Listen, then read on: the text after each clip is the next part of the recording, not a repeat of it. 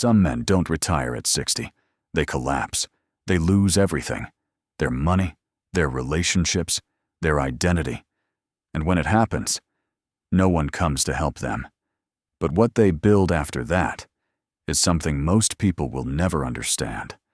There's a reality nobody talks about. Not every man grows old with comfort. Not every man gets the golden watch, the loyal wife, and the adoring grandchildren. Some men reach 60 and find themselves starting over, alone. No support, no safety net, no second chances, just silence and consequences. But in that silence, something powerful begins. Society assumes that a man who loses everything at 60 is finished. They assume his story is a tragedy. They are wrong.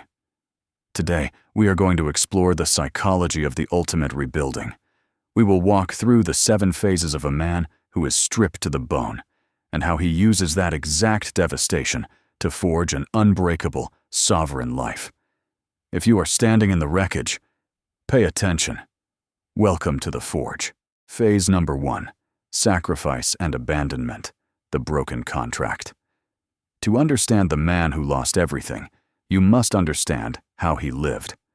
For 40 years, he operated on a contract. I will sacrifice my body, my dreams, and my peace, and in return, I will be loved and respected. He worked the jobs he hated. He paid the mortgages. He absorbed the stress so others wouldn't have to. He was the shock absorber for everyone else's anxiety.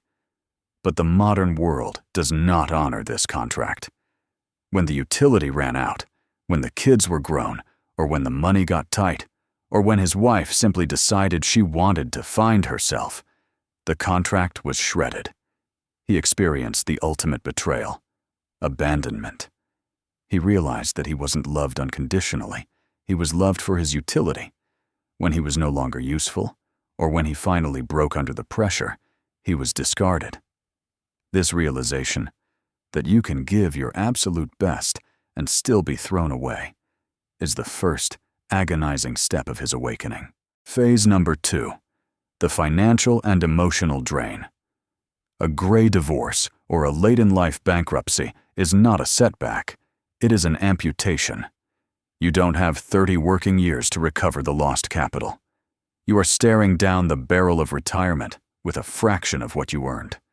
He moves from a 4-bedroom house he owned into a 1-bedroom apartment he rents. He watches half his pension vanish to support a woman who no longer wants him.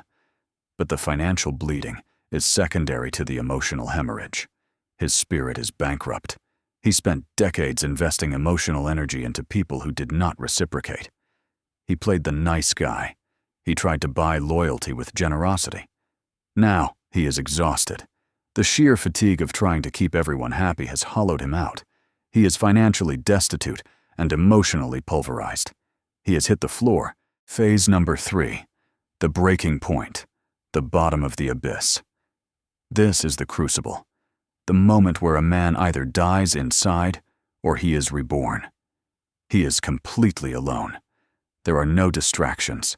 There is no one to blame, no one to fix it, and no one coming to rescue him. He stares into the void. The void stares back. He feels the overwhelming urge to succumb to bitterness, to hate women, to hate society, to drink himself into oblivion. But then, a spark of primal survival instinct ignites. He realizes that hitting rock bottom has one distinct advantage. It is a solid foundation. He accepts that it is entirely his fault for trusting a broken system. He accepts that he allowed himself to be used. He stops asking, "Why me?" and starts asking, "What now?" This acceptance of radical responsibility is the spark that burns the victim mentality to ash. The weeping stops. The building begins. Phase number 4, liberation and independence, the shock of freedom. As the dust settles, a strange and intoxicating sensation replaces the grief. He realizes that because he has lost everything, he has nothing left to lose. The worst-case scenario happened, and he survived it. He is no longer afraid of a woman leaving him, because she already did. He's no longer afraid of losing his status, because it's gone. He is completely uncancelable, untouchable. He discovers the sheer, unadulterated luxury of autonomy. He answers to no one. He eats what he wants, sleeps when he wants, and spends his meager remaining funds exactly how he desires. He realizes that the prison he feared, being alone, is actually a sanctuary. He traded his assets for the most expensive commodity on earth, absolute freedom. Phase number 5. They build differently. When a man rebuilds at 60, he does not build like a 30-year-old. A 30-year-old builds for display. He wants the big house to impress the neighbors. He wants the flashy car. He wants the trophy wife. The senior survivor builds for utility and peace. He embraces minimalism.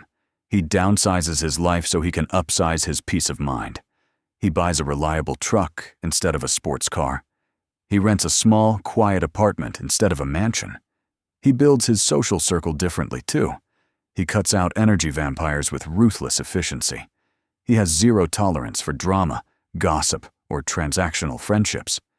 He would rather have 2 brothers he can trust with his life than 50 acquaintances who only show up when the drinks are free.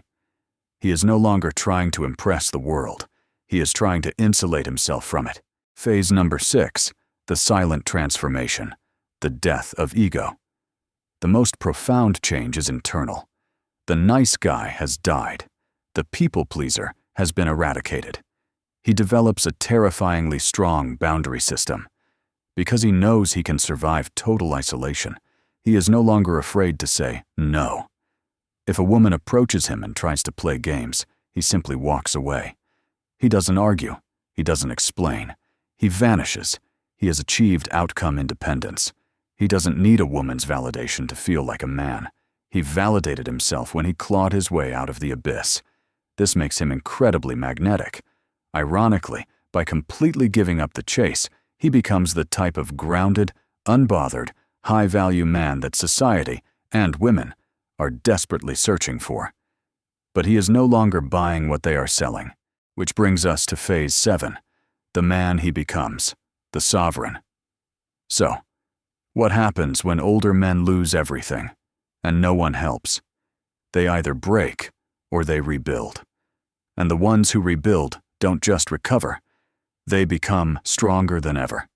They become forged steel. No one came to save him. So he became the man who didn't need saving.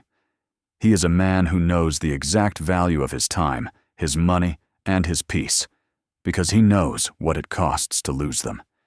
If you've ever felt like you're starting over, this is for you. Do not fear the ruins, because sometimes losing everything is where everything begins. If you are standing in the rubble, ready to build, hit the like button. Subscribe for more blueprints to the sovereign life. Case closed.